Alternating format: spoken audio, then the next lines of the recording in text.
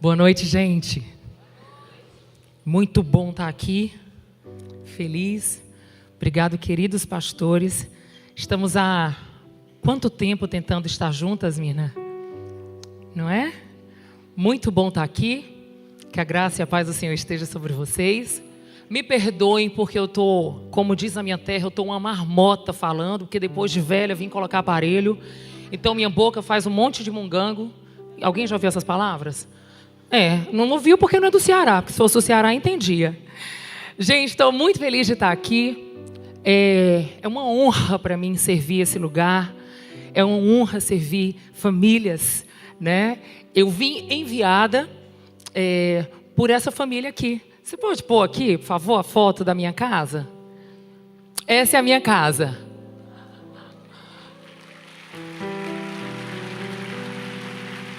Fui enviada pelo Beto. Aqui é o Caio, meu primogênito.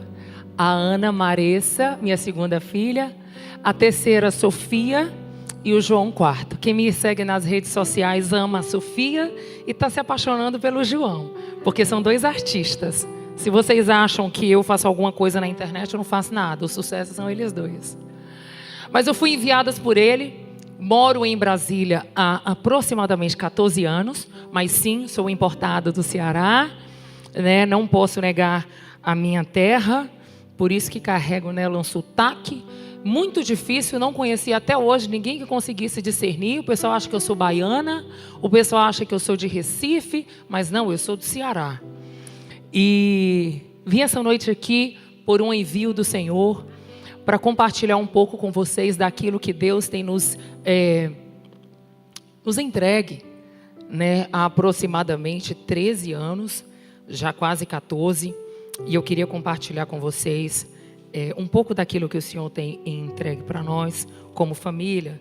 Me perdoe um pouco a minha voz também. Eu estava há 2 semanas completamente sem voz. O Senhor ouviu o nosso clamor e a nossa oração, me devolveu a voz há 3 dias. E glória a Deus por isso. Posso te pedir uma coisa? Você põe a mão na sua mente. Deixa eu falar uma coisa para vocês. A palavra do Senhor diz que nós precisamos apresentar a Ele um culto racional. Por que será que Deus fala que nós temos que apresentar para Ele um culto racional? Sabe por quê? Porque as emoções estão no coração e a Bíblia fala que o coração é enganoso. E o nosso coração só se submete à nossa mente. Então nós vamos orar para que a nossa mente nesse momento não seja roubada. Amém? Vamos orar? Pai, te louvamos essa noite, Deus, e te bendizemos. Rendemos graças ao teu senhorio. E nessa noite eu te peço, Deus, que as nossas mentes sejam levadas cativa a Ti. Deus, por favor, para todos os pensamentos que não convergem com aquilo que o Senhor tem para nós nessa noite. Também, Senhor, traz a paz, o Teu shalom sobre as nossas preocupações. Mas nos deixa, Deus, essa noite bem ocupados com a Tua palavra. Peço também, Deus, que o Senhor ache na nossa mente um lugar como uma terra fértil. E a Tua palavra, como uma boa semente, venha ser semeada na nossa mente. Para que não venhamos ter dúvidas, não venhamos oscilar naquilo que é a Tua palavra. Que todas as dúvidas sejam paralisadas e a convicção da eternidade seja aquilo que nos move a partir de hoje. Nós te louvamos e te agradecemos, orando em nome de Jesus. Amém. Amém? Eu quero ler com vocês uma palavra e o desejo do meu coração é compartilhar com vocês o que me trouxe aqui. Por que eu estou aqui com esse microfone na mão? Um dia eu recebi essa palavra aqui, que está no livro de Gênesis, capítulo 12, que diz assim, verso 1 ao 3, que diz assim: Então o Senhor disse a Natali: Sai da tua terra, do meio dos teus parentes e da casa de seu pai, e vá para a terra que eu lhe mostrarei. Farei de você, Natali, um grande povo, e a abençoarei. Tornarei famosa o seu nome. e você será uma bênção. Abençoarei os que te abençoarem e amaldiçoarei os que te amaldiçoarem. Por meio de você, Nathalie, todos os povos da terra serão abençoados. Linda, né, essa palavra? Não é linda? Menino, quando eu recebi, eu me senti. Eu digo, gente, olha que bênção. Ai daquele que mexer comigo, viu? Quem me amaldiçoar está no sal. Quem me abençoar vai ser bênção. E eu achei o máximo aquela palavra. Amei aquela promessa. Ia ser famosa. Ia ser famosa, ia ser abençoada. Muitas famílias seriam abençoadas a partir da minha casa. Mas deixa eu falar uma coisa para vocês. Quando nós recebemos uma palavra, ela tem um processo. Há um processo.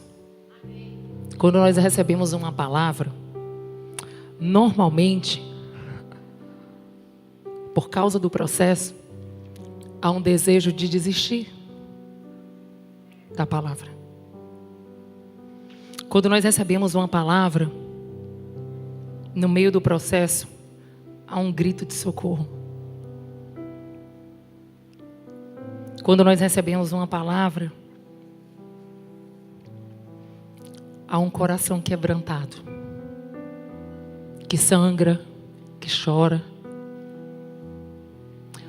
Mas quando nós recebemos uma palavra, há também um Jesus que não resiste a um coração quebrantado. E quando nós recebemos uma palavra e passamos pelo processo e gritamos por socorro e choramos e clamamos e conhecemos Jesus, aí há um milagre. E por que eu comecei com essa palavra? Por que eu desejei compartilhar com vocês? Eu preciso fazer uma pergunta. Quem aqui quer um milagre? Não importa qual seja. Alguém aqui quer milagre? Você quer milagre? De verdade, levanta a mão aí para eu ver. Só tem 10 que querem milagre, né? Outra pergunta que eu quero fazer para você. Quem aqui quer ter autoridade? Então vamos lá. Constrói comigo. Você quer milagre? Você quer autoridade? Quem aqui quer impactar nações, famílias, vidas? Amém. Mas eu preciso te fazer uma pergunta. Se você quer um milagre, se você quer autoridade, se você quer impactar as nações, por que você está fugindo dos processos? Por que você está pensando em desistir?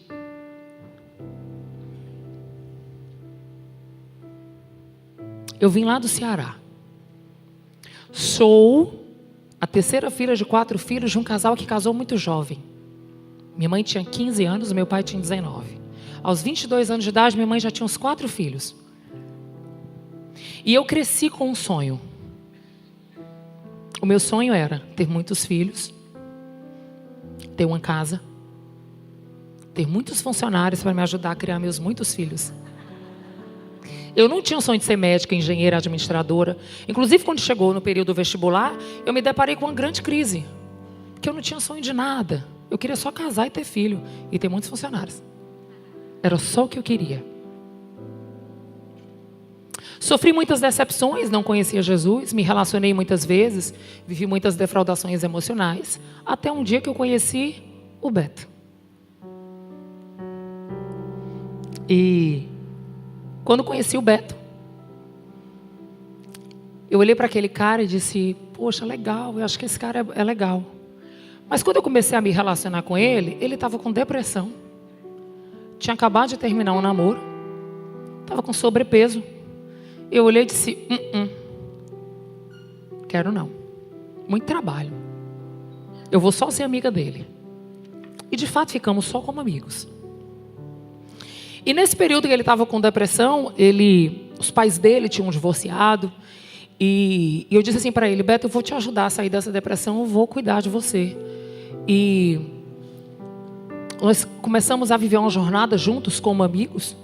Então eu comecei a levar ele para fazer atividade física, ajudei ele a mudar a alimentação e fui, cuidando ali dele. Até que de fato um dia o Beto liga para mim e diz assim: Nath, eu acabei de receber alta do meu psiquiatra. Parei de tomar o remédio e estou bem. Glória a Deus. E ali naquele dia que ele me falou isso, eu disse: então vamos celebrar, né? Quem é do mundo, quando vai celebrar, faz o quê? Toma uma, né? Vai tomar uma. Então eu disse: amor, é o seguinte. Amor não, Beto, desculpa. Eu disse: Beto, é o seguinte. Hoje nós vamos celebrar e vamos ver se o trem tá bom mesmo. Por quê? Quando a pessoa está no estágio depressivo, até pelas medicações, ele não tem prazer na vida em nada. Ele não tem tesão em nada. Tudo para ele é cinza. E eu queria saber se aquele negócio era verdade. Eu digo: então vamos para a festa, vamos para a balada. Eu vou te ajudar, vou te dar uma champanhezinha para você se animar. E aí eu quero ver se o cara tá bom mesmo, porque ele vai partir para cima de alguém, né? E assim nós fizemos. Arrumei ele todo e fomos para a balada.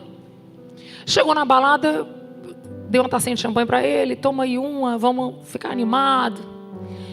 E ele ficou animado. E aquela noite foi muito legal. Nós éramos 3 amigos que andavam juntos. Era eu, a Camila, que o sobrenome dela era Tabosa, então eu chamava ela de Tabozão, que ela era maior do que eu, e o Beto. E aí nós estávamos ali na boate dançando, e o Beto tomou aquela champanhe, e de repente eu comecei a ver o Beto ali dançando, animado, e eu disse: caramba, o cara tá animado mesmo, ficou bom. E quando eu vi, ele começou a olhar para uma mulher, e começou a se aproximar daquela mulher, e aquela mulher começou a se aproximar dele, e de repente eu comecei a sentir no meu estômago um frio, misturado com um ciúme e uma raiva. Eu disse: gente, mas que trem estranho. Aí eu chamei a Tabozão e disse assim: Tabozão, tô ficando com raiva dele partindo para cima dessa mulher. Ela disse: minha irmã, deixa ele curtir, ele tá de bem. Eu digo: não, deixa não. Aí ela: o que aconteceu, Nath? Eu disse: preparei, cuidei, sarei. Quando ele tá de boa, vai partir para outra? Vai não. Aí ela disse: mas e o que tu vai fazer? Eu digo: assiste a cena. Ela ficou aqui assistindo a cena. Beto começou a dançar e foi se aproximando. E essa moça que ele estava paquerando, acho que o Beto devia ter uns 23 anos. Essa moça tinha uns 35, 36 anos. E me deu uma raiva, porque eu vi ele paquerando uma coroa. Eu digo: gente, mas que presepada é essa, Brasil? O cara novinho, eu aqui do lado dele, o cara olhando para a coroa. E eu vendo aquela cena, foi me dando uma raiva, e eles foram se aproximando. Quando ele virou para ela, que eles começaram a dançar, olhando um para o outro, eu disse: não vai não, vai não. De repente, eu pulei entre os dois, a mulher caiu para trás, eu parei na frente dele, peguei a cabeça dele e disse assim: se eu perder para essa mulher, eu vou ganhar de quem na vida? E dei um beijo nele.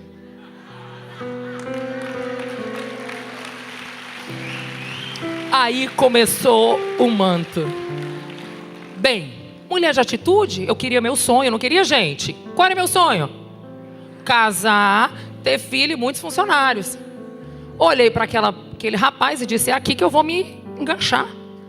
Vou casar com esse homem. Pois não foi que eu casei? 7 meses depois eu estava casada com o Beto. Casamos, fomos para a Bahia, trabalhar na Bahia, num novo negócio. O negócio não deu certo. Fechamos o negócio, voltamos para o Ceará. E quando nós voltamos para o Ceará, nós enfrentamos a nossa primeira crise conjugal. Nessa crise conjugal, nós tínhamos um amigo que ministrava um curso chamado Casados para Sempre. Vocês conhecem. E ele nos convidou a participar desse curso, e nós fizemos o curso, e de fato vivemos uma grande cura. Por quê? Na 5ª lição, fala sobre perdão. Naquela noite, o Beto chegou em casa e disse assim: senta aqui na cama que eu preciso zerar uma conta com você. Eu disse: como assim? Não estou entendendo. Ele disse: senta aqui que eu preciso começar do zero com você. Eu digo: não, mas o que a gente faz com o passado? Ele disse: não sei. você vai decidir, mas agora eu vou fazer algumas confissões. E naquela noite ele fez confissões absurdas. Eu procurei o chão e não tinha. Eu descobri que meu marido me traía com a minha funcionária. Eu descobri que meu marido, quando viajava, que dizia que estava a trabalho, ele estava em prostíbulos. E eu descobri muitas coisas.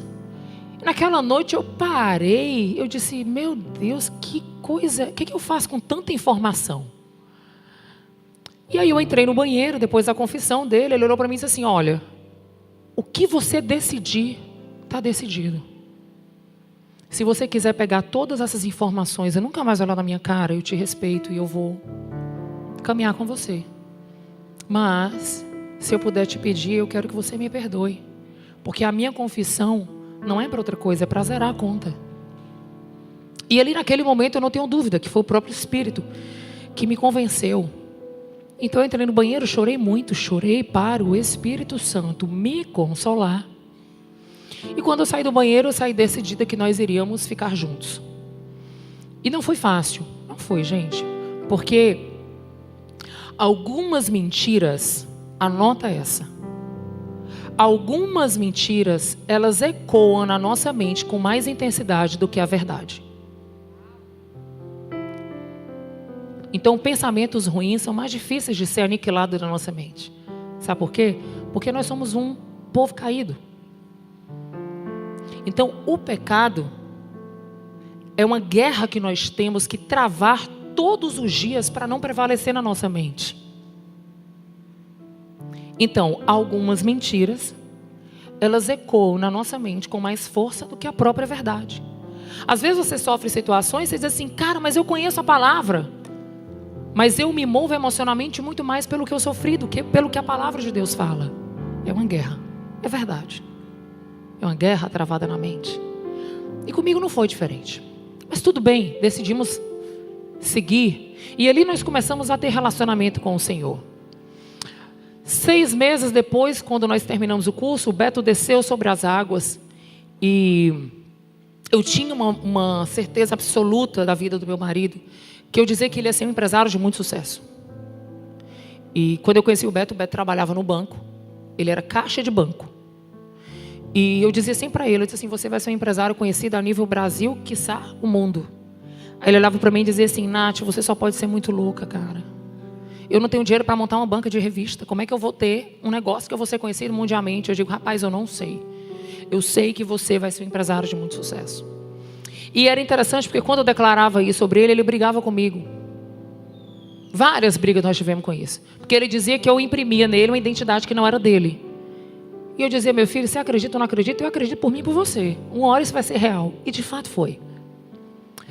Em dezembro de 2005, o Beto assina um contrato para ser sócio de um dos restaurantes de mais renome no Brasil. Ele muda para Brasília.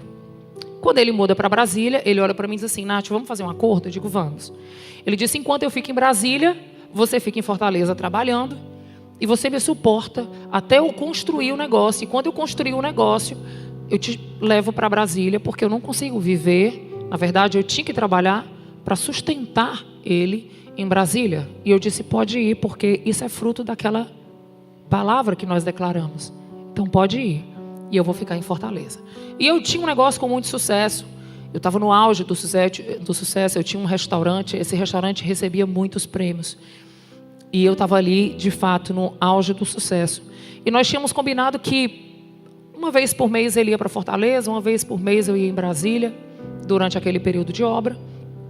E um desses nossos encontros, eu pedi para o Beto que eu queria ser mãe. E pela primeira vez na vida, nós entramos em acordo a despeito disso. Porque ele dizia muito para mim, ele dizia assim, Nath, nem eu quero casar, nem quero ter filho.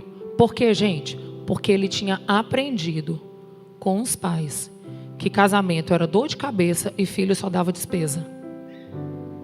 Então, na mente dele, criou uma sinapse neural, um conhecimento, uma verdade, que ele não acreditava que podia ser diferente.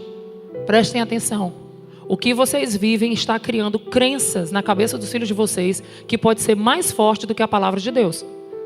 Então, por favor, tenham muito compromisso de preparar a geração seguinte. Ao invés de você atrapalhar Deus, ajude Deus. E os meus sogros não tiveram essa sabedoria. Então o Beto, ele veio e ele dizia muito isso para mim. Ele dizia assim: Nath, tu já quebrou um protocolo meu, eu já casei. Para que ter filho? Eu disse: cara, meu sonho, eu quero ter muitos filhos. Ele disse: não, não quero ter filho. Aliás, Nath, eu não sou preparado para ser pai. Imagina se fosse, né? Com 4 filhos, imagina se fosse. E eu engravidei. E quando eu engravidei, eu fui morar em Brasília. Quando eu cheguei em Brasília, eu descobri que o Beto não era casado em Brasília. Eu descobri que o Beto, que morava em Brasília, era um cara solteiro que nem aliança usava. E eu descobri que aquele cara que há 6 meses atrás tinha começado uma caminhada com Cristo, em Brasília ele abandonou a Cristo. Porque deixa eu falar outra coisa para vocês. Territórios têm donos espirituais.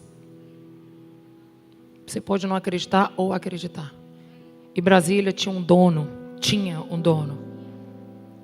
E o nome dele era divórcio. Se vocês fizerem pesquisa no IBGE, Brasília é a terra que mais tem traição, é a terra que tem mais divórcio e é a terra que tem mais inversão de sexo. Eu não sabia de nada disso. E não foi diferente. Por isso que a Bíblia fala que nós temos que estar vigilantes e orando o tempo todo. Porque entramos em lugares que não discernimos e não entendemos. E somos pegos de surpresa. Então, quando eu cheguei naquela terra, que eu vi meu marido naquele modus operandi, eu disse: espera aí, eu sou um peixe fora d'água. O que eu estou fazendo aqui? Eu quero ir embora. E tamanho desprezo, tamanha rejeição, tamanho abandono e tanto sofrimento que eu vivi, eu tive sangramentos profundos no nosso primeiro filho. E numa certa noite o Beto foi para uma festa, me deixou em casa e naquele dia eu decidi ir embora. E ele não acreditou, porque todas as vezes que a gente brigava, a solução para ele era o quê? Divorciar. Porque ele tinha aprendido com os pais dele. A solução era separar. E eu dizia: não casei para separar não. Por quê? Porque eu tinha aprendido com os meus pais que separar não era a solução. Meus pais, muito jovens, casaram. Minha mãe superou traição. Meu pai teve depressão. Meu pai ficou rico, meu pai ficou pobre. Tudo que você puder imaginar que uma família sofre, eles sofreram e permaneceram. Então o que é que eu aprendi?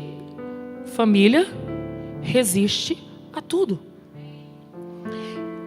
Mas era diferente do Beto. Então eu ficava o tempo todo nessa luta. Não vamos separar, vai dar certo. Bem, um dia eu saí do barco. Arrumei minhas coisas e fui embora. Liguei para os meus pais, voltei para casa dos meus pais. E ali começou o grande projeto do Senhor. Por que eu estou falando isso para vocês? Porque quando eu vivi o divórcio, que eu voltei para casa dos meus pais, 15 dias depois o Beto estava em Fortaleza, nós assinamos a separação e o divórcio. Quando eu voltei para casa dos meus pais, eu voltei para aquele lugar e eu fazia muitas perguntas para Deus. Dentre elas eu dizia assim: Deus, por que o Senhor deixou eu engravidar logo quando eu divorciei? Por que o Senhor não deixou eu não engravidar?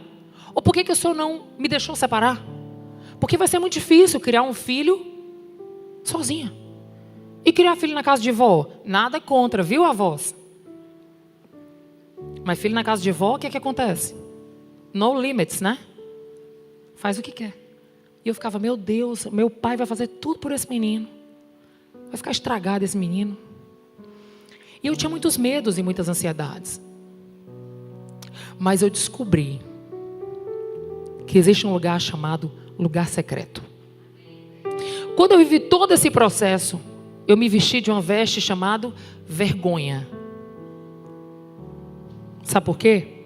Porque para onde eu ia, na minha cara estava estampado: preste conta do seu fracasso. Ninguém chegava para mim para falar outra coisa diferente a não ser: nossa, você separou? Tá grávida? Nossa. E agora o Beto está lá em Brasília, rico, cabeça boa, curtindo, e você está aqui na casa dos seus pais? E não era de gente de fora que eu escutava isso não, viu, gente? Era de casa. Então essa era a minha veste diária. Então eu tinha muita vergonha. E por conta disso eu decidi não sair mais de casa. O máximo que eu ia era trabalhar e eu voltava para casa. E quando eu chegava em casa, Eu entrava no meu quarto, fechava a porta, ia ter com Deus. Então todos os dias eu entrava no meu quarto e eu apresentava para Deus as minhas dores, os meus medos, as minhas ansiedades.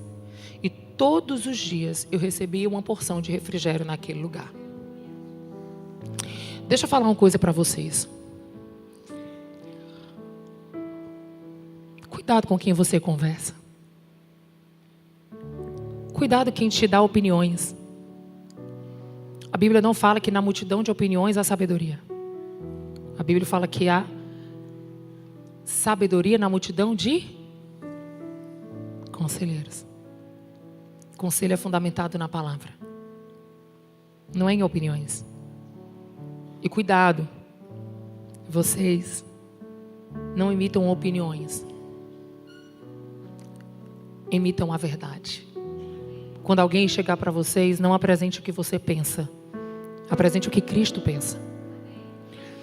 Mas eu não achei naquele lugar.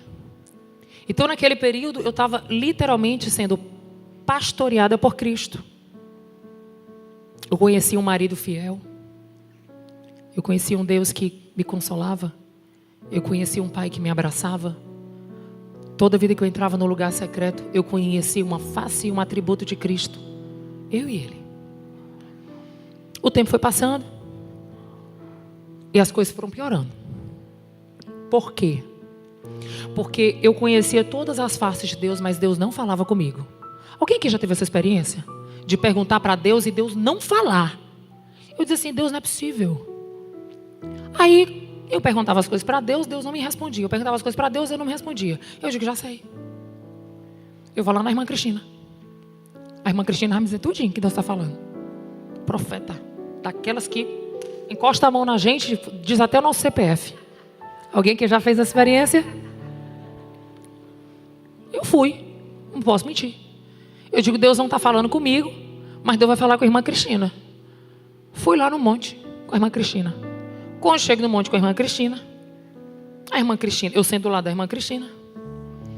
E eu digo, deixa eu ficar aqui bem pertinho, para ela vai olhar para mim e vai me contar tudo que Deus vai fazer. Aí ela fala com todo mundo. Quando chega no final, ela bate na minha coxa e disse, filha, é mistério. Eu disse, o quê, menina? Eu vim lá de Meireles aqui para o monte para tu me dizer que é mistério? Eu tinha ficado na minha casa. Mistério? Eu sei que é mistério. Eu quero saber o rolo do mistério. Abre esse manto aí. Aí ela diz assim para mim, filha, Deus está me falando que Deus vai entregar para ti um pastor. E esse pastor é como Davi. Tem um coração lindo. Nesse período que eu estava separada do Beto, a gente se falava todo dia, porque ficamos muito amigos. Voltamos ao plano original. E nesse dia, eu liguei para o Beto. Ixi, fiquei feliz demais. Quando eu liguei para ele, eu disse assim, Beto, deixa eu te contar. Tu não acredita. Rapaz, eu fui na irmã Cristina. Primeiro ela disse que era mistério. Depois o rolo foi se abrindo, ela foi lendo o rolo e ela me disse que Deus vai me dar um pastor. Tu acredita, Beto? Rapaz, foi a primeira vez que eu vi o Beto falar uma glória a Deus. Primeira vez. Ele disse, glória a Deus, Nath. Eu digo, pois não é, Beto? Olha como Deus é bom. Tu não se preocupa porque o nosso filho vai ser criado por um pastor. E ele ficou super feliz. Super feliz. Porque ele disse, Nath, de fato eu sabia que eu não prestava. Ele estava assim, bebendo muito, farreando muito. Todo dia era uma mulher diferente. E eu, óbvio, evidente que na minha cabeça nunca seria o Beto. Esse pastor que tinha um coração como o de Davi. Mas quem era Davi? Um homem adúltero. Mas que quando se arrependia, botava a boca no pó e dizia, Senhor, me livra de mim mesmo. E passando esse tempo, um dia numa madrugada, Deus me acorda. Eu já estava com 7 meses de grávida e Deus me acorda. E diz assim, levanta, ajoelha e ora pelo teu. Naquele dia foi a primeira vez que eu tive uma DR muito violenta com Deus. Porque quando Ele me acordou para orar pelo meu, eu entendi que era o Beto. Aí eu disse assim, Deus, o senhor deve estar de brincadeira comigo. Porque eu estou aqui com 7 meses de grávida. As grávidas sabem disso, né? Quando vai dando 7 meses, que você consegue dormir, é um glória, né? O senhor me acorda às 3 horas da manhã para orar por um cara que não quer compromisso contigo? O senhor deve estar brincando comigo. Deus não muda com a sua loucura. Ele também não mudou com a minha. Ele disse: levanta, ajoelha e ora pelo teu. Mais uma vez, o que é que eu disse para ele? Não vou. Se eu quiser, levanta outro. Eu não vou orar. Porque ele não quer o senhor? Por que eu vou perder tempo orando por quem não quer o senhor? Terceira vez. Deus fala: levanta, ajoelha e ora pelo teu. Eu virei da cama, botei o joelho no chão e fiz a seguinte oração: Senhor, envia o anjo aonde ele está, guarda a vida dele em nome de Jesus, amém. Pronto, eu orei. No dia seguinte, Beto me liga às 11 da manhã e diz assim: Nath, pelo amor de Deus, eu não sei aonde eu estou. Eu não sei quem me trouxe para esse lugar que eu estou. Simplesmente eu bebi alguma coisa e apaguei. Eu não sei cadê meu carro. Eu não sei quem me trouxe. Eu não sei onde eu estou. Aí eu disse: pois eu sei quem te levou para aí. Eu sei quem te guardou aí. Naquele dia ele tinha ido para uma festa e botaram droga na bebida dele. E ele apagou. Uma alma enviada pelo Senhor viu o estado que ele estava, pegou o carro dele, botou ele no carro e levou para a casa dele sem ele nem conhecer o Beto. Sabe por quê? Porque nós tínhamos uma palavra. Em nós seriam benditas todas as famílias da terra. Às vezes Deus fala assim: ora. E você diz para Deus: não vou orar. Ele não presta. Ele não volta. Ela não quer. Estou nem aí, não vou orar. E Deus está dizendo para você: ora do jeito que eu estou te mandando. Faz só do jeito que eu estou te falando. E você cria todas as resistências. E às vezes o Senhor está te pedindo para ser obediente, para que o processo diminua o tempo. O que fazem os processos findarem e o milagre ser materializado é a proporção da tua obediência à voz do Espírito. E a partir daquele dia, Deus de forma muito clara começou a falar comigo. Começou a falar comigo. Só que a proporção que Deus falava comigo era uma proporção que o Beto piorava. Alguém que já viveu isso? Só eu, né? Ninguém não? Né? Aí ele estava namorando com a menina. Aí ele me ligava: Nath, a menina tá botando banca aqui, reclamando. Eu digo: homem, pelo amor de Deus, se não quer prestar conta, fica solteiro. Agora, namorando, a moça tem direito que você preste conta. Quando era na semana seguinte, ele disse assim: Nath, tô com uma e tô com outra. Eu digo: valha-me Jesus. Quer dizer que eu tenho que orar agora para 2 maridos? Não é só para um. Porque eu comecei a orar para Deus dar um marido para aquelas mulheres, para deixar o meu de volta, livre. Quando chegou com 8 meses de grávida, ele tinha 3 namoradas ao mesmo tempo. Era perto do carnaval. E ele me liga e diz assim: ô Nath, fulana tá querendo ir para Jurerê, ciclana tá querendo ir para Salvador, e a fulana tá querendo ir para Miami. E eu tô com vontade de dar um zerinho nelas tudinho e passar o carnaval contigo aí em Fortaleza. Eu digo: irmão, fica à vontade.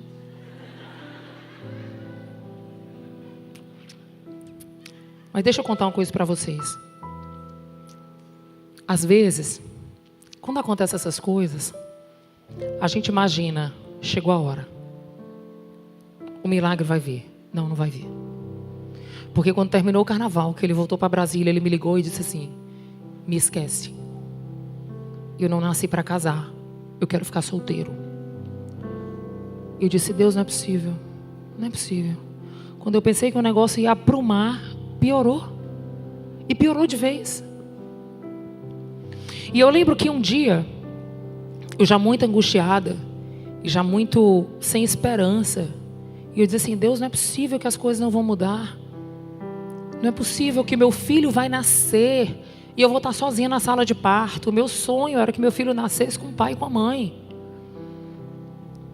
E eu lembro que eu fui num culto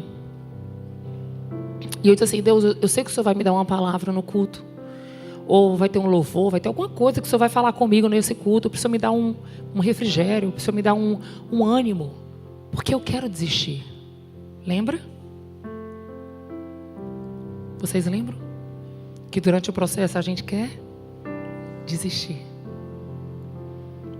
E eu fui no culto, sentei lá atrás e disse: Deus, eu estou aqui para te ouvir. Fala, Senhor. Deus não falou. Eu digo: não, vai ser no louvor, vai ser no louvor. Sabe aquelas músicas?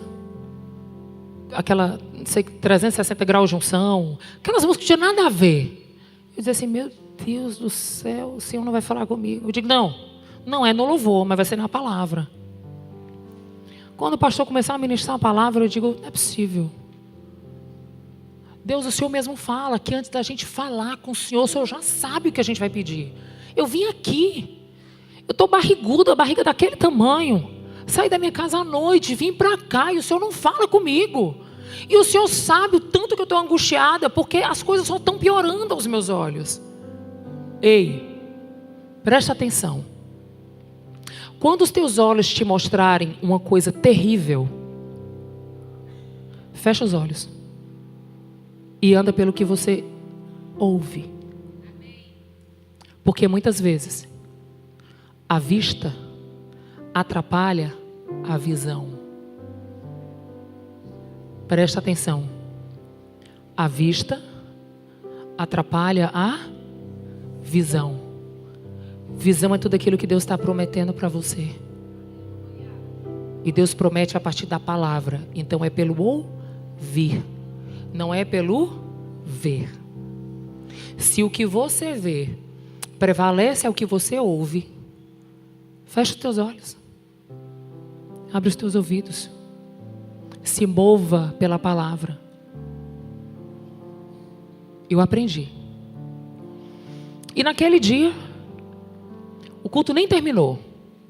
Eu entrei num carro, chateada. Parecia aquelas meninas birrentas. Sentei no carro, dobrei meu braço e disse: o Senhor deve estar de brincadeira comigo, né? O Senhor não tem misericórdia de mim, não é possível. E não é possível que o Senhor vai me deixar embora desse lugar sem falar comigo. E naquele mesmo dia, o Espírito Santo disse assim para mim: escuta a música que eu vou tocar agora. O que eu falei para o Espírito Santo? O Senhor deve estar de brincadeira comigo, né? Porque esse CD que está tocando aí no carro, deve ter uns 6 meses que está tocando. O que é que o Senhor vai botar nesse CD aí que vai falar comigo? Já está criando um segundo buraco nesse CD. O que é que o Espírito Santo fez? Aumenta a música. Escuta o que essa música está falando. E eu, dentro das minhas crises rebeldes, tá bom. Liguei o som e aumentei. E naquele momento eu disse assim: Deus, dentro de mim eu disse: era a última cartada. Se o Senhor não falar comigo agora, eu desisto. Deus sabe até onde você aguenta. Deus sabe que para Ele ser forte em você, Ele precisa que você seja fraco. E para você ser fraco, todas as suas resistências, todas as suas estratégias, toda a sua humanidade, todos os seus achismos, todas as suas convicções precisam cair por terra. Do contrário, Ele não pode ser forte em você. E eu tinha muitas estratégias. Eu tinha muito conhecimento. Eu sempre pensava em alguém que podia falar com Beto. Alguém que já fez isso? Menina, eu vou mandar mensagem para o pastor tal, para o pastor ir lá no restaurante do Beto, jantar com ele e conversar com ele. Menina, olha, essa palavra, menina, é para o Beto. Vou mandar para ele. Todos os dias eu tinha estratégias. todas falharam. Por quê? Porque não era sobre as minhas estratégias. É sobre uma rendição. E naquela noite, quando eu entrei no carro, começou a tocar uma música assim. Não sou cantora. Nem puxa não, porque senão eu vou te atrapalhar no teu som aí. Peraí. E a música cantava assim. Não, esse não pode ser teu fim. Não é o que Deus sonhou pra ti. Não podes aceitar ver a tua família se acabar, a tua esperança se apagar, tua fé esmorecer. Sei que é difícil crer que sim, se tudo em volta diz que não, e a angústia te faz esquecer de tudo que Deus prometeu, que sobre a tua vida estão as mesmas bênçãos de Abraão. Bendita será tua casa, benditos serão teus filhos, e Deus engrandecerá teu nome.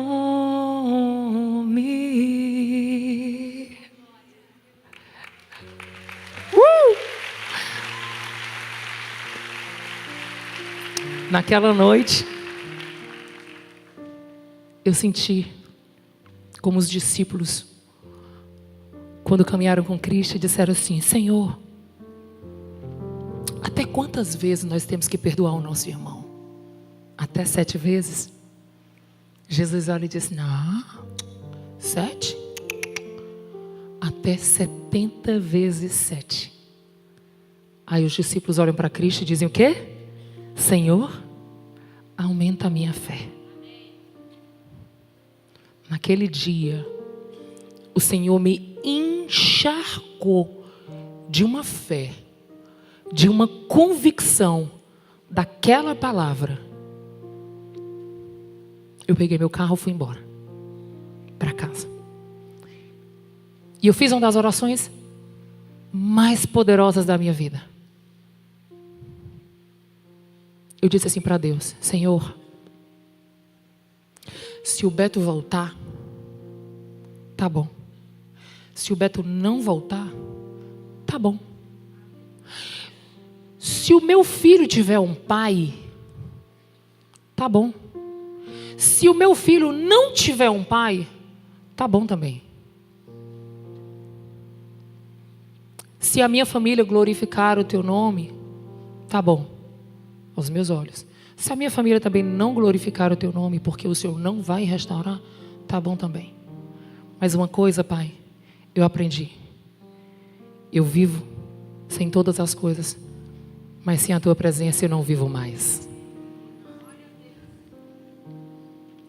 Naquele dia eu vivi a palavra de Deus que fala que o meu pranto foi transformado em riso. Ei! Nada tinha mudado lá fora. O Beto continuava com as 3 namoradas, bebendo quarta, quinta, sexta, sábado e domingo. Mas tudo tinha mudado aqui dentro. Eu não me movia mais pelo que eu via. Eu me movia pelo que eu cria. 15 dias depois desse dia, um cliente entra num restaurante, chega para o Beto assim: ô Beto, vai ter uma reunião lá em casa? Uma célula? Quer ir lá em casa não? Ô Beto, vou. Não estou fazendo nada. É terça-feira. É um dia que eu não começo a beber, só começo a beber na quarta. Vou. E o Beto foi. Chegou lá.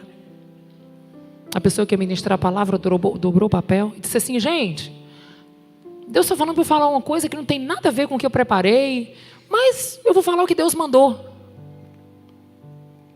Naquele dia, Deus entregava, tinha 20 pessoas na casa, Deus entregava uma palavra para o Beto.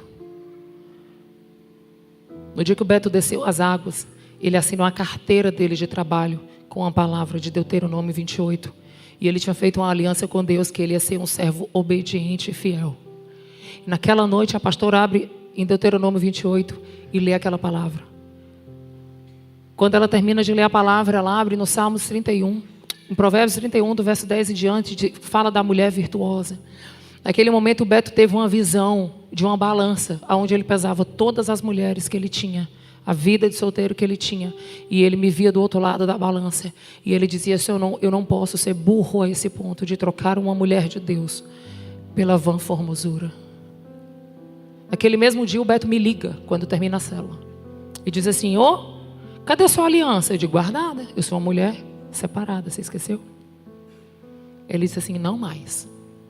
Sexta-feira eu estou pousando em Brasília e eu quero casar com você de novo. Eu disse: o quê? Vai não. Vai casar comigo não. Você vai vir na minha casa, você vai pedir perdão aos meus pais, você vai pedir minha mão em casamento e eu só saio se eles abençoarem. Ali eu queria ver se era verdade mesmo que ele queria, porque meu pai queria ver Satanás na frente dele, mas não queria ver Beto. E ele sabia. E eu dizia assim: ele precisa pagar o preço. Dentro de mim, né? Eu não falava. Segredo, era eu e Deus. Sexta-feira ele me liga: você me pega no aeroporto? Estou chegando em Fortaleza e quero conversar com seu pai. Foi uma das cenas mais cômicas na minha vida. Estava todo mundo reunido num negócio que a gente tinha, um restaurante. O Beto entra no restaurante. Quando ele entra no restaurante que vai caminhando para falar com meu pai, todas as pessoas que estavam no restaurante saem do salão. Porque todo mundo disse assim: vai ter morte aqui, eu não quero ser cúmplice. Meus irmãos, os garçons, todo mundo saiu, ficou só eles dois. Ali o Beto olhou para o meu pai. Vocês lembram da palavra que Deus me falava, que ele era como Davi? Davi tinha um coração humilde. Ele olhou para o meu pai e disse assim: sogro, vim te pedir perdão. E vim te pedir perdão e pedir para que o Senhor me permita não ser mais moleque, mas eu vou ser um homem que vai cuidar do maior patrimônio que eu posso ter na vida. Não é dinheiro, não é negócio, não é nada disso, é a minha família. E ali meu pai nos abençoou. 10 dias depois, Caio nasce. Quando Caio nasce, que Beto pega Caio no colo. Quando ele abraça o Caio no colo, ele disse que foi inundado por um amor que ele nunca tinha sentido, que era o amor de um pai com um filho. E naquele mesmo momento ele ouviu a voz do Espírito dentro do centro cirúrgico que dizia: se você consegue amar esse menino, imagina eu quanto te amo. Volte para mim. Naquele dia o Beto se reconciliou com o Senhor. Mas não com o Senhor. Ele se reconciliou com o Pai. Quando o pai dele se divorciou, que saiu de casa, ele não acreditou mais na paternidade. Por isso ele não queria ser pai. Por isso ele não conhecia Deus como pai. Ei, homens, deixa eu falar uma coisa para vocês.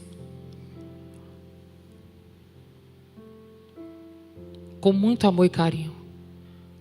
Você sabe por que a nossa sociedade está como está? Sabe? Responsabilidade sua. Toda vez que um homem não exerce a função ao qual o Senhor criou, constituiu e habilitou, a sociedade vira um caos. Porque as mulheres começam a assumir uma coisa que não é delas. Os vazios começam a ser preenchidos por drogas, pessoas inadequadas, relacionamentos impróprios, e as famílias estão desfalecendo. Por mais que a sua mulher seja uma mulher de oração. Por mais que a sua mulher seja a mulher que você confia a espiritualidade da sua casa, deixa eu te falar, Deus não é mãe, Deus é pai. Pai nosso que estás no céu. Se você quer uma figura que teu filho pode ver, dá mau testemunho, vai ser um trabalho muito difícil o seu filho se relacionar com Deus como um pai bondoso. Nós precisamos de homens mais posicionados. Nós precisamos de homens que honram aquilo que Deus constituiu. Os homens precisam avançar e as mulheres precisam recuar. E aí eu vou dizer uma coisa para vocês. Quando isso for a realidade da nossa nação, nós teremos famílias fortes. Nós teremos igrejas fortes. Nós teremos sociedade forte. Nós teremos uma nação forte. Tudo começa em um casamento. Tudo começa em um casamento. Se no casamento vocês estão desalinhados, vocês estão constituindo famílias desajustadas, filhos que vão se perder com muito mais facilidade e com isso uma consequência de problemas sociais. Por favor, nós não estamos pedindo nada mais, nada menos do que você ser quem você nasceu para ser.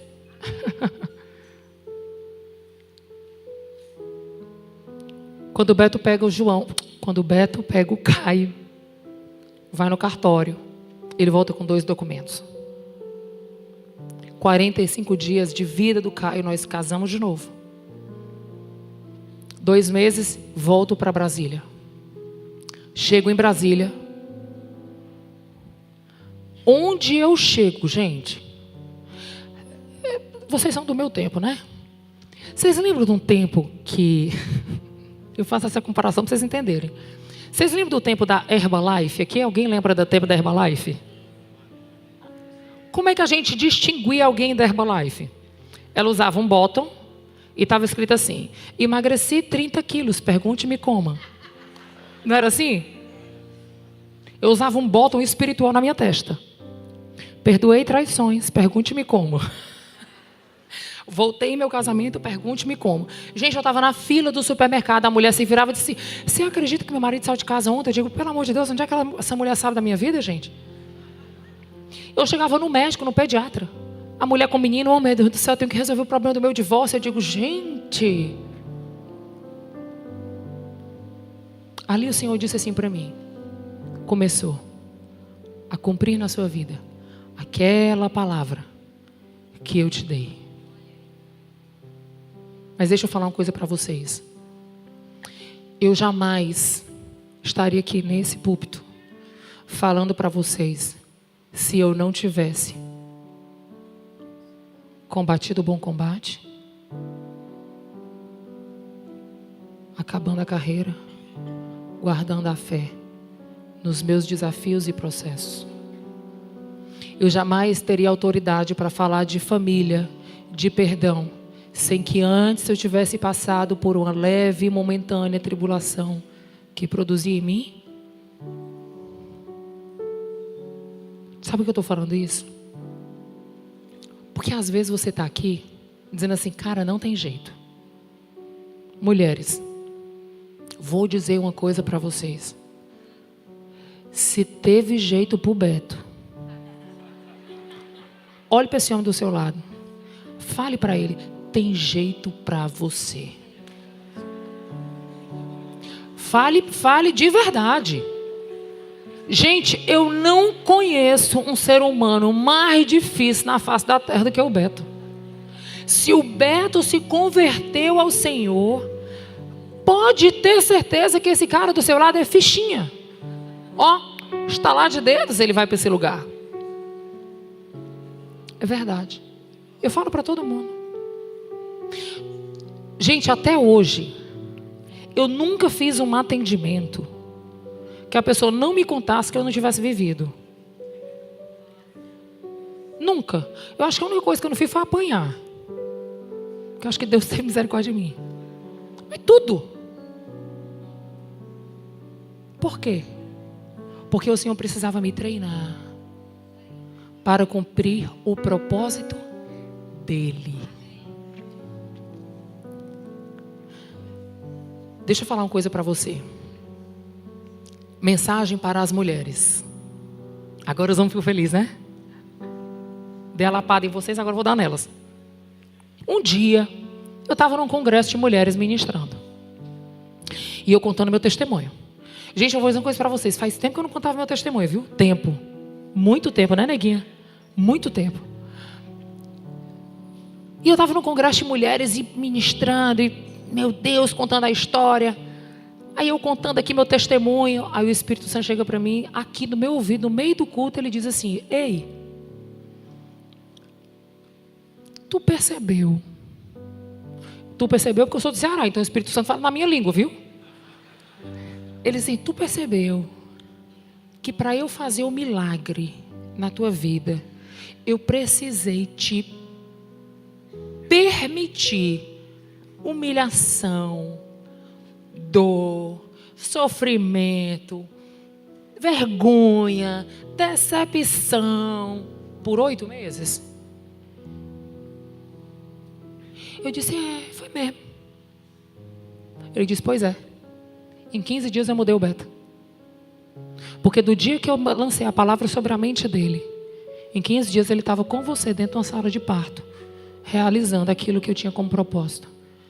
Agora eu te pergunto, quem precisava mudar? Era o Beto ou era você? Quem era mais resistente, religiosa, chata, tinhosa, rixosa? Era o Beto ou era você? Nele eu achei um coração que eu pude transformar em 15 dias. Você me resistiu 8 meses. Eu disse: Senhor, eu vim pregar para a congregação, igreja. Não era para eu levar só uma lapada dessa, não. Aí Deus falou assim para mim: observe. Porque às vezes o milagre não acontece porque você está vestida de religião. Às vezes o milagre não acontece porque você quer ser o Espírito Santo, mas você está sendo o Espírito da pomba-gira. Às vezes o milagre não acontece porque você está vestida de orgulho. E a sua verdade é maior do que a verdade de Cristo. Aliás, você inclusive usa a Bíblia para respaldar a sua vontade.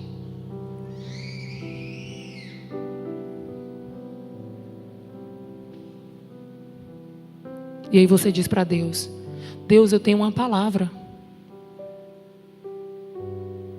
Mas você não quer viver o processo. Mas eu tenho uma palavra. Você não grita para o socorro. Eu tenho uma palavra. Você não dobra seu serviço. Eu tenho uma palavra. Você se encontra com a religião, mas não se encontra com o relacionamento em Cristo.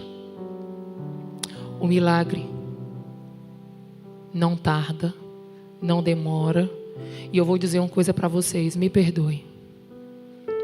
Mas esse jargão evangeliquez que a gente usa para dizer assim: não, o milagre vai acontecer no tempo de Deus. Ei, a Bíblia fala que os nossos dias já estão escritos, todos, desde a eternidade. Sabe por que seu milagre não aconteceu? Porque você não está preparada. Sabe por que você não está preparada? Porque você prefere defender a sua verdade do que viver o Evangelho.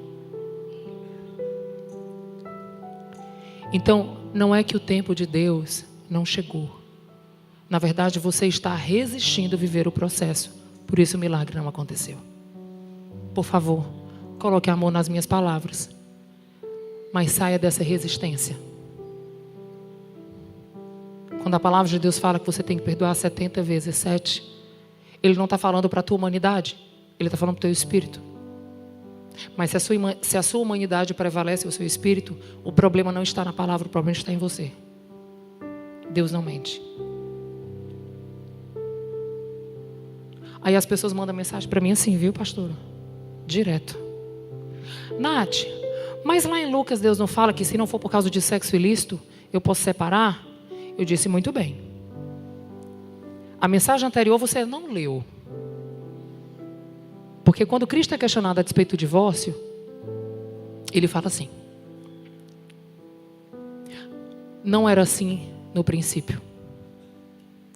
Moisés deu a carta de divórcio por causa da dureza dos vossos corações.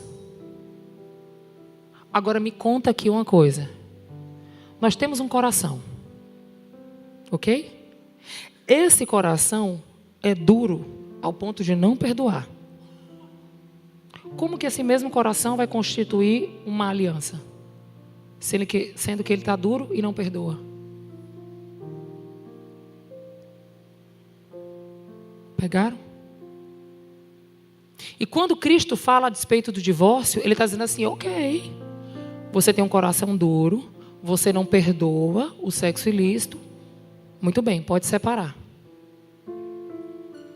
Por favor, aonde que na Bíblia está escrito que Jesus fala, case-se de novo?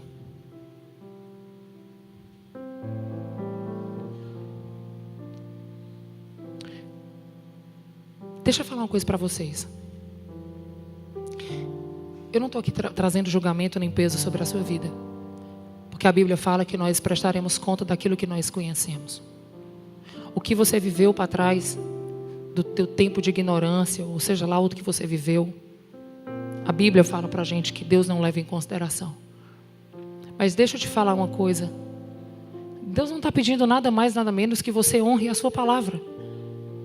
Porque no dia que você casou, você declarou que vocês ficariam juntos em tantas circunstâncias.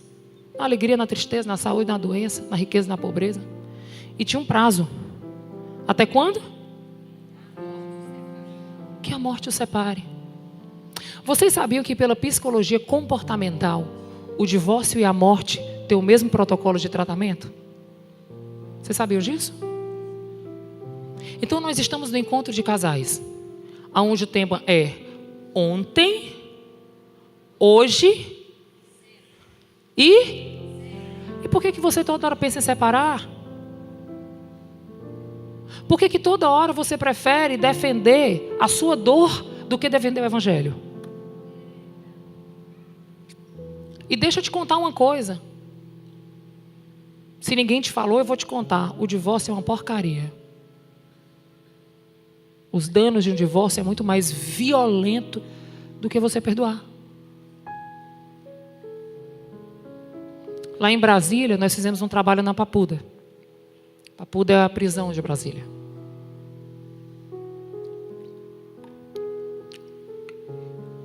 Eu não vou falar para vocês 90% não, tá? Todos os homens que nós falamos, todos, tinham pais divorciados ou pais que nunca assumiram a paternidade deles. Eu não estou falando 99% não, tá? Eu estou falando de 100% dos homens que nós conversamos e falamos do Evangelho. 100%. Não tinha pai. Porque a mãe engravidou, o pai nunca assumiu, ou o pai tinha divorciado e tinha abandonado. Qual foi o fim deles? Papuda. E sabe por que eu estou falando isso para vocês, gente? Porque nós precisamos entender que quem desenhou o teu casamento não foi Hollywood. Quem desenhou o teu casamento, sonhou com o teu casamento, não foi a Disney. Não foi a Globo. Não foi IBGE. Não foi a Exame. Quem desenhou o teu casamento foi Deus. Então, se foi Ele que desenhou o modus operandi do teu casamento, não é o que a sociedade fala, não é o que a Disney fala. Quem foi que criou esse jargão e sejam felizes para sempre? Você já viu isso na Bíblia? Casem-se e serão felizes para sempre.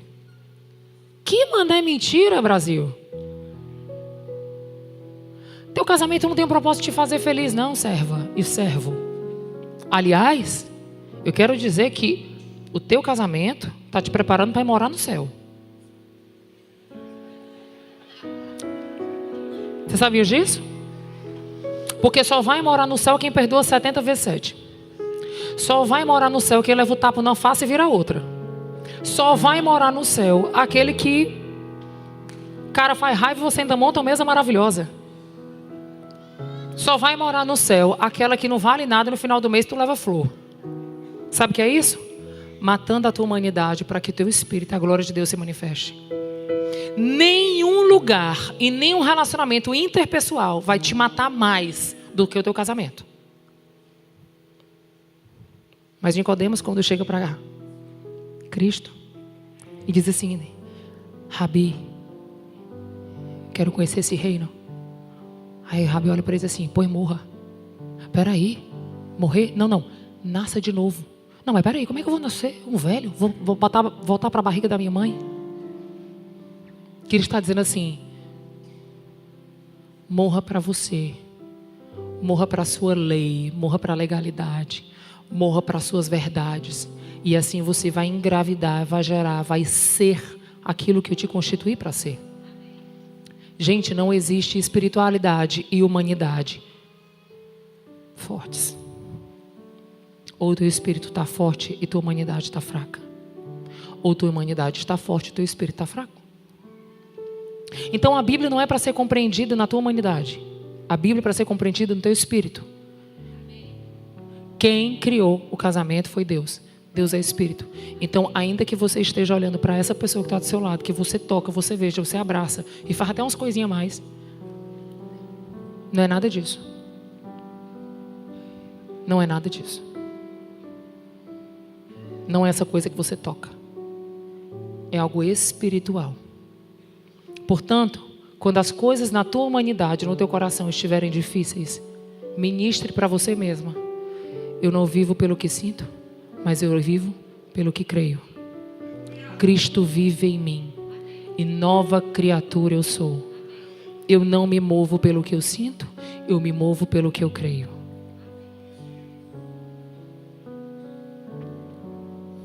Quando o Senhor começou a me dar muitos filhos, Deus falava assim: estou te dando muitos filhos para que você compreenda, e toda vida que você olhe para eles, você entenda verdadeiramente que a obediência salvou gerações. E não era sobre a Nathalie, era sobre o Caio, a Ana, a Sofia e o João. A gente estava ali dentro da sala e eu falando para o pessoal: povo, vamos ter filho, Brasil. Quando você for ter filho, não pergunte para a sua conta bancária quantos filhos você vai ter, porque quem é o dono do dinheiro é Mamon. Você não disse que crê em Deus e Ele é teu Senhor? Então deixa eu falar uma coisa para vocês. A palavra de Deus nos garante que quando nós éramos ainda uma substância informe, o orçamento, a provisão, tudo já está determinado pelo céu. Aí quando tu vai ter filho, tu olha para tua conta bancária e diz: vou ter filho não, é muito caro. Dá muito trabalho. Aí você vai lá em Israel, vê uma mulher andando sozinha na rua com 8 meninos e um no bucho, e ela andando e carregando o menino. Eu voltei de lá arrasada, me achando a mais covarde de todas. Deus é um Deus geracional. Não é um Deus denominacional. Não é o Deus da igreja A, B ou C, não. Ele é um Deus de Abraão, Isaac e Jacó. Sabe como que a gente vai fazer para que a cultura do reino de Deus se estabeleça na terra? Quando nós começarmos a discipular os nossos próprios filhos. Uma dica para você essa noite: adote os seus filhos, ainda que eles sejam biológicos. Homens, adotem os seus filhos biológicos. Seus filhos muitas vezes estão vivendo órfãos de pai vivo. E a palavra de Deus diz que o reino de Deus se estabelece quando uma geração contra outra geração os feitos do Senhor. Se nós não tivermos isso em mente, compreendermos isso, com mais 10 anos, Não sei o que vai acontecer com o cristianismo. Porque nós estamos olhando somente para as nossas vontades e para as nossas emoções.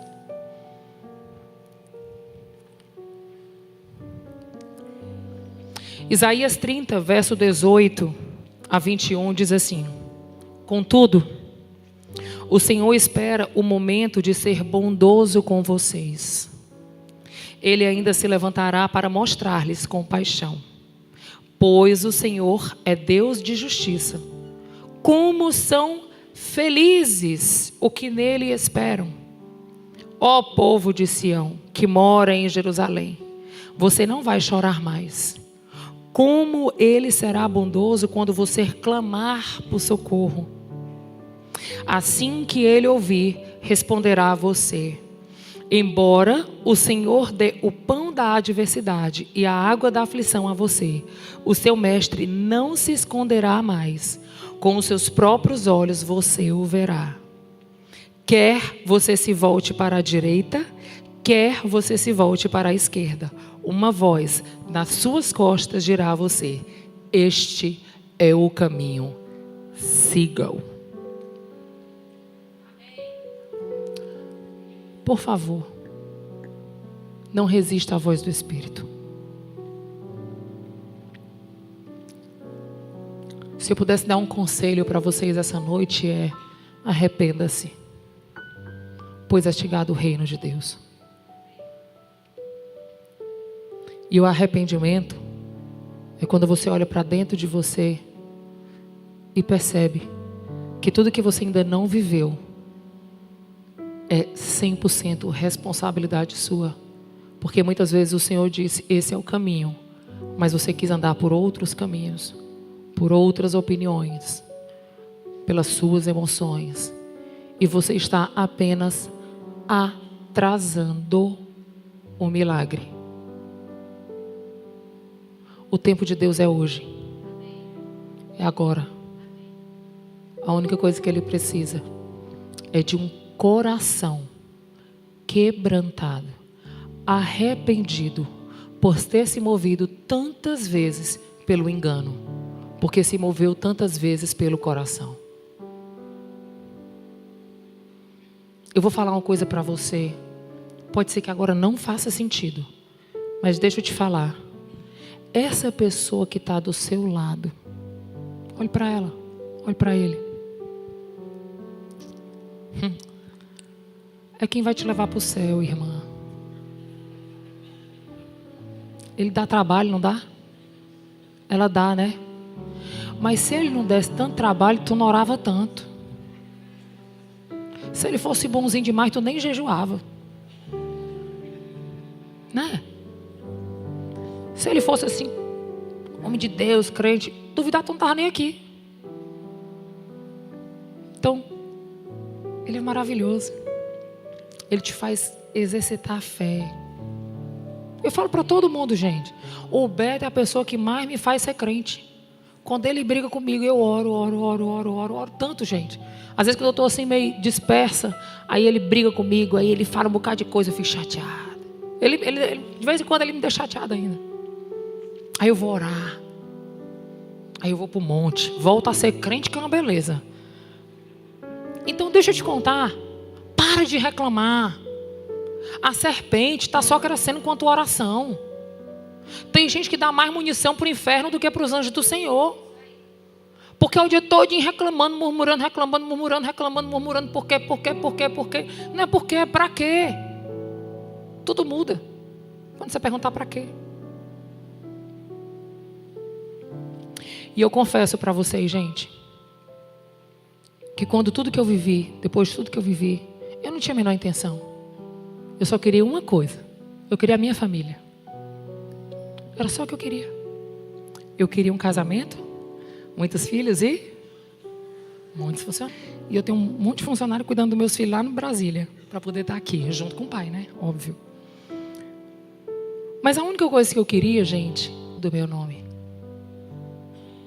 Quando Deus nos entregou essa jornada, um manual anti-divórcio, Ele nos entregou no meio da pandemia. Continuo vivendo. Porque a palavra de Deus diz que a gente... Passei por tantas coisas depois da volta do meu casamento. Tive filha na UTI, porque eu ando segundo o propósito dele. Eu quero encerrar falando uma coisa para você, como seres humanos.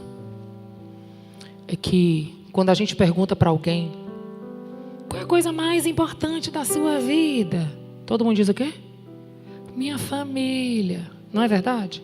Família. Se o teu casamento é algo importante para ti, por que tu nunca estudou sobre casamento antes de casar? Nós temos aqui médico? Algum médico aqui? Quando você desejou ser médico, você acordou e você disse, vou ser médico.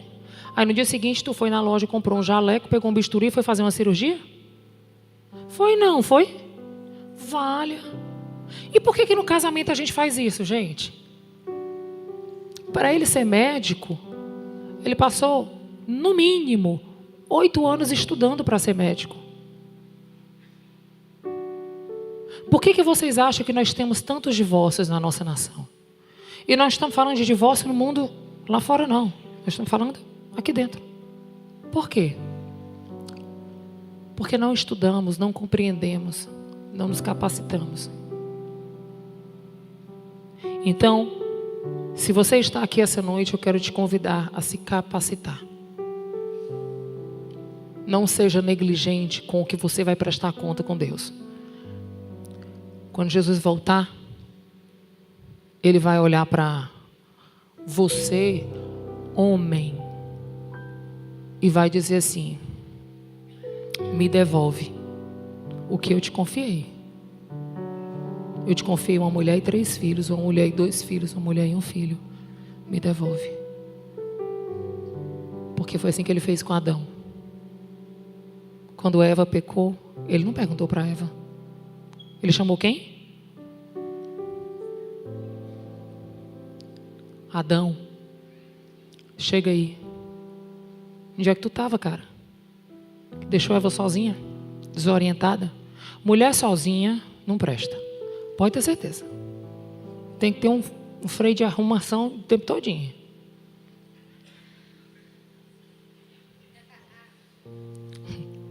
Todo mundo ri baixinho, né? Porque... Então Deus vai perguntar para você, homem, o que você fez com sua casa? Ele não vai perguntar quanto é que está a tua conta bancária. E nem vai pedir o teu imposto de renda. Ele vai dizer assim, me devolve a mulher que eu te dei. E os filhos que eu te confiei. E se eles se perderam,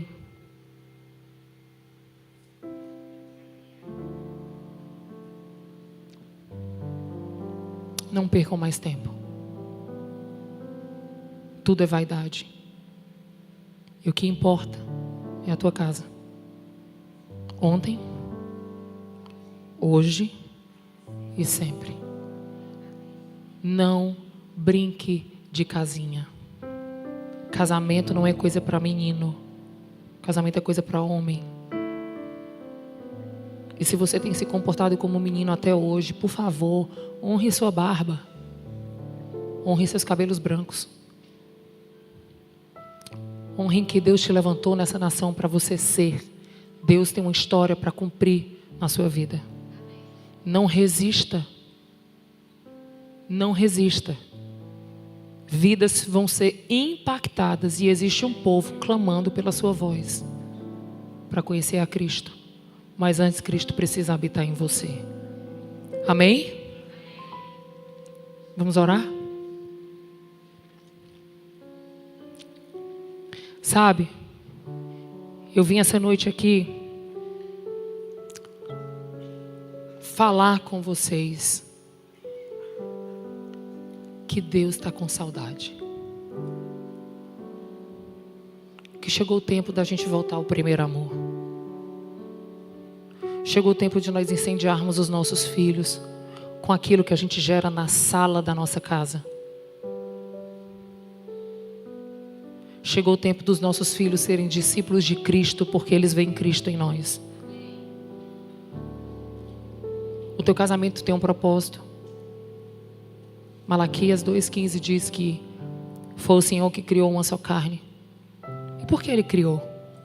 porque Ele queria uma nação bendita para Ele. Esse é o propósito do teu casamento. Não é de tu ser feliz.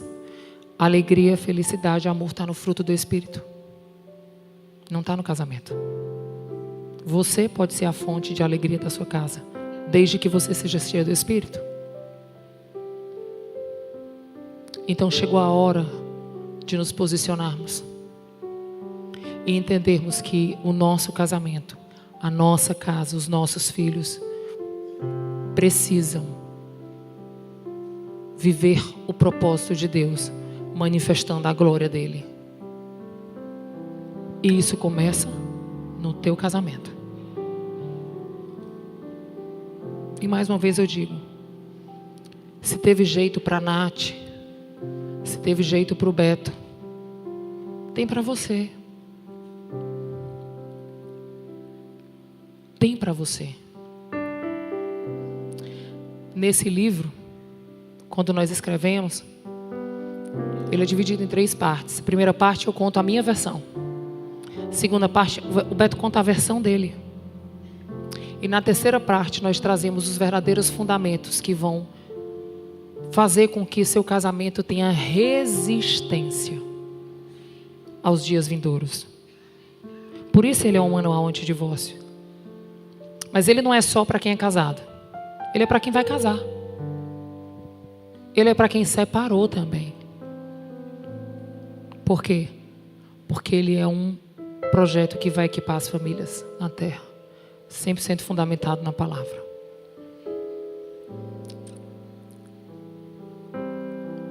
Pensa em alguém que você pode também abençoar. Isso aqui é uma semente. E eu vou dizer uma coisa para vocês. Essa é a primeira igreja no Brasil que está recebendo esse material. Primeira igreja no Brasil que está recebendo esse material.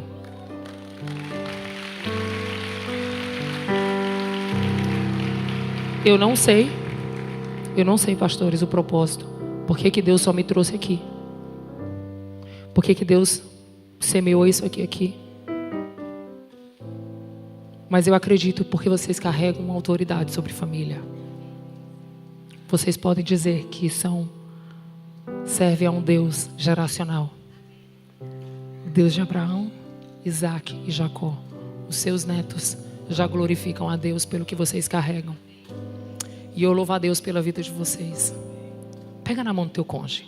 Vamos orar. Vamos orar, porque o que a terra não resolve, o céu resolve. Amém? Se você é um cidadão do céu, se mova pelo que o céu fala. Eu vou fazer 2 orações. A primeira, eu vou orar para que o sangue de Cristo amoleça os corações. Corações moles, divórcio 0. Amém? Eu vou fazer uma segunda oração. Essa segunda oração é uma oração onde eu quero que você tenha humildade. Nós vamos orar para que o orgulho essa noite caia por terra. E que você tenha humildade de reconhecer que você errou. E que você quer começar do 0 hoje. Cuidado. Não façam como o Beto. Às vezes as confissões, elas precisam de um preparo. Mas eu quero fazer essa oração. Para que hoje a conta zere. E vocês comecem a viver uma nova história. E à medida que eu for orando, se você sentir no seu espírito que você vai se posicionar como uma família que manifesta a glória de Deus, eu quero te convidar a ficar de pé. Não é porque você vai ficar de pé. Agora preste atenção. Como seres humanos, nós precisamos de memoriais. E comportamentos nossos geram memórias. E essas memórias, o Espírito vai trazendo de novo, vai trazendo de novo, para que você não se perca no caminho. E nesse momento, quando você ficar de pé, você pode deixar a mão da sua esposa e do seu esposo sozinho, porque isso aqui não diz respeito a casamento, diz respeito a você. Deus quer fazer algo novo na sua vida, por consequência no seu casamento, nos seus filhos. Amém? Vamos orar? Pai,